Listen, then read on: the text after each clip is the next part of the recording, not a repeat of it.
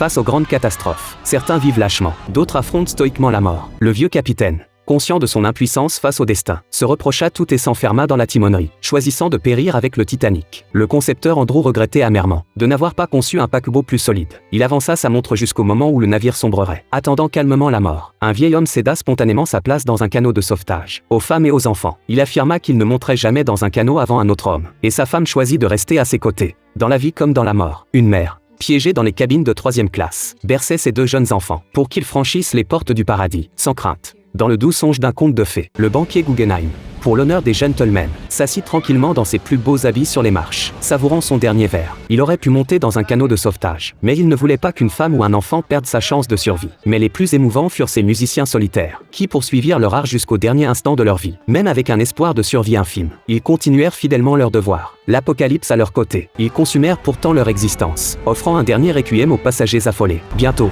la proue fut complètement submergée. Tous se précipitèrent vers la poupe pour sauver leur vie. Jacques et Rose étaient parmi eux. Ils atteignirent la poupe et s'agrippèrent fermement à la rambarde. Seul le fait de retarder l'immersion pouvait offrir davantage de chances de survie. Certains choisirent de sauter à l'eau plus tôt, mais périrent prématurément. La moitié du navire était déjà sous l'eau. Les circuits électriques se mirent en court-circuit. Tout le navire plongea dans l'obscurité. La surface de la mer sombra dans les ténèbres. Soudain, la coque commença à se briser. L'énorme navire se scinda en 2. La partie arrière s'abattit lourdement sur l'eau. Les passagers encore à bord furent instantanément condamnés. Alors que la proue coulait, la partie arrière, sous l'effet de l'attraction, se redressa à nouveau, puis se positionna perpendiculairement à la mer, avant de s'enfoncer rapidement. Rose avait l'air désespéré. Jacques ne cessait de l'encourager. Le Titanic sombra. Tous 2 furent aspirés dans le tourbillon. Rose, portant un gilet de sauvetage, remonta rapidement à la surface, mais fut repoussée sous l'eau par quelqu'un qui la prit pour un débris flottant. Jacques, excellent nageur, parvint aussi à remonter. Il frappa l'homme d'un coup de poing, sauvant Rose. Ils trouvèrent une planche flottante, mais elle ne pouvait supporter le poids que d'une seule personne. Jacques céda sa chance à Rose. Cette nuit-là, plus de 1500 personnes tombèrent simultanément dans les eaux glacées de l'Atlantique. Les gens imploraient désespérément de l'aide. Un marin tombé à l'eau soufflait dans son sifflet, espérant que ses collègues reviendraient avec les canots. Madame Brown exhorta tout le monde à lancer un sauvetage, mais personne ne répondit, même s'il s'agissait de sauver leurs maris et leurs enfants. Le marin responsable la menaça même. Si elle disait un mot de plus, il la jetterait à la mer. Madame Brown, impuissante, dut abandonner. Harold fut le seul marin à choisir de retourner secourir les naufragés. Il rassembla les passagers pour libérer un canot de sauvetage. Mais cela prendrait du temps, tandis que les occupants des autres canots observaient froidement la scène. Ils passeraient le reste de leur vie rongés par la culpabilité, n'obtenant jamais le pardon. Les minutes s'écoulèrent une à une. La surface de la mer devint progressivement silencieuse. La plupart des gens périrent de peur et de froid. Rose tremblait de froid. Jacques avait également atteint ses limites. Avec ses dernières forces,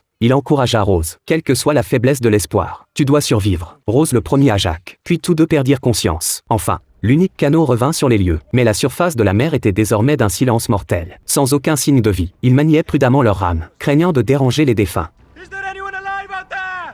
Aucune réponse aux appels des marins. Finalement, un rayon de vie toucha le visage de Rose. Elle voulut réveiller Jacques, mais découvrit qu'il avait cessé de respirer. Rose ne voyait plus de raison de vivre. Elle décida de reposer éternellement avec son amour. Soudain, Rose se souvint de sa promesse à Jacques.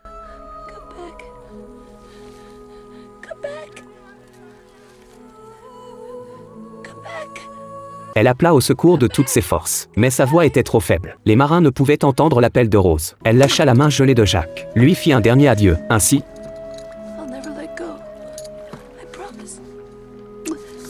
Jacques sombra à jamais dans ces eaux silencieuses. Rose se jeta à l'eau, utilisant ses dernières forces, luttant pour sa vie dans les eaux glaciales de l'Atlantique. Elle rejoignit le marin naufragé et souffla dans le sifflet de la vie.